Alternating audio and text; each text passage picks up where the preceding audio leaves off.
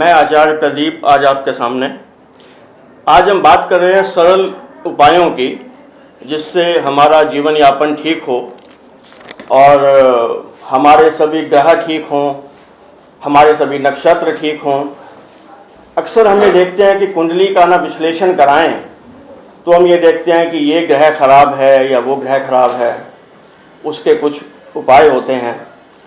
लेकिन बहुत से उपाय इतने ज़्यादा कठिन होते हैं कि हम लोग नहीं जो है कर पाते। तो सरल उपायों की आज मैं चर्चा कर रहा हूँ। मैं एक ही बात कहना चाहूँगा कि अगर हम अपनी रोज़ की जीवनचर्या को अच्छा बना लें तो उससे हमारे सभी ग्रह ठीक हो सकते हैं।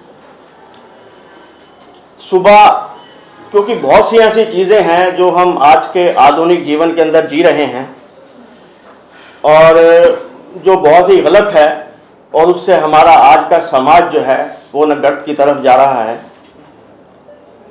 सुबह मतलब जल्दी उठें, 4 से 5 बजे के बीच में उठें, माता पिता की सेवा करें, अपने भोजन को शुद्ध बनाएं, अपने घर को स्वच्छ रखें।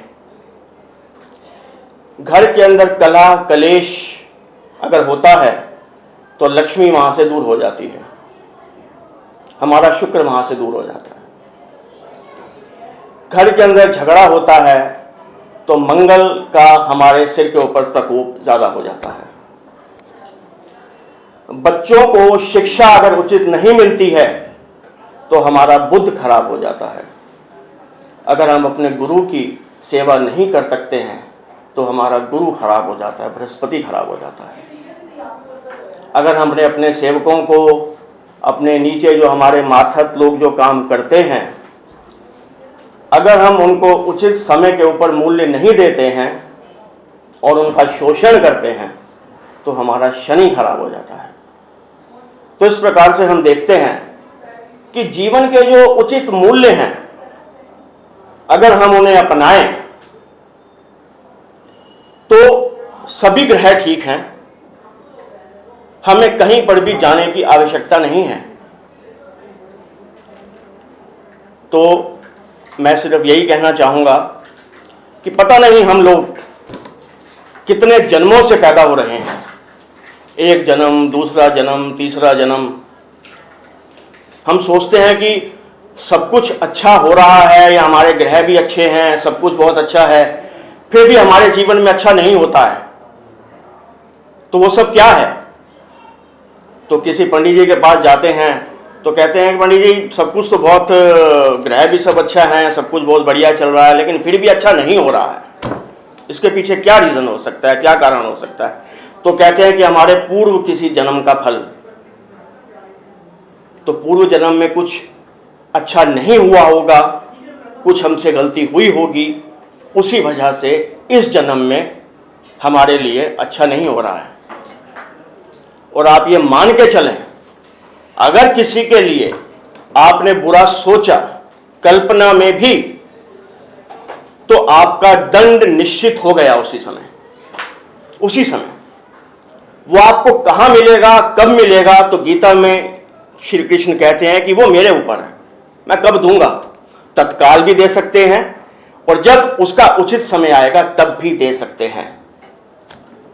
तो इसीलिए मैं ये कहना चाहूँगा कि हर पल को, हर मोमेंट को ध्यान से जिएं और ऐसे जिएं कि आपको ये लगे कि इससे पहले वाला मोमेंट जो आपने जिया, इससे पहले वाला पल जो आपने जिया, उसका आपको अफसोस नहीं है, उसका आपको ग्लानि नहीं है।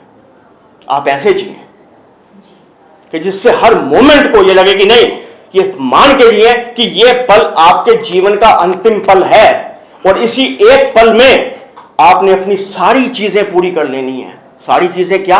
अच्छी चीजें, जिससे कि उसको आपको फल अच्छा मिले, आपका अगला जन्म अच्छा सुधरे। सब कुछ अच्छा करिए, डू गुड, बी गुड। मेरा सिर्फ एक ही सिद्धांत है, आपकी कुंडली के अंदर विवेचना जो भी है वो सिर्फ आपके कर्मों के ऊपर निर्धारित है। अच्छे कर्म, अच्छी कुंडली, आपका जीवन अच्छा होता चला जाएगा। रात को सोते समय सुबह उठते समय 4 लाइनों की एक चीज़ हमेशा याद रखिए। जब आप निद्रा की आगोश में जाने वाले हों, उस समय ये 4 बातें आपने बोलनी हैं। क्या? हे प्रभु, पीछे किसी भी जन्म में अगर मेरे से किसी के प्रति कोई भी कार्य गलत हुआ हो तो मैं उसकी क्षमा प्रार्थना मांगता हूं। मैं उस व्यक्ति से क्षमा प्रार्थना मांगता हूं जिसके लिए मैंने कोई गलत काम, गलत कार्य किया हो। आप मुझे क्षमा करें, आप मुझे माफ करें।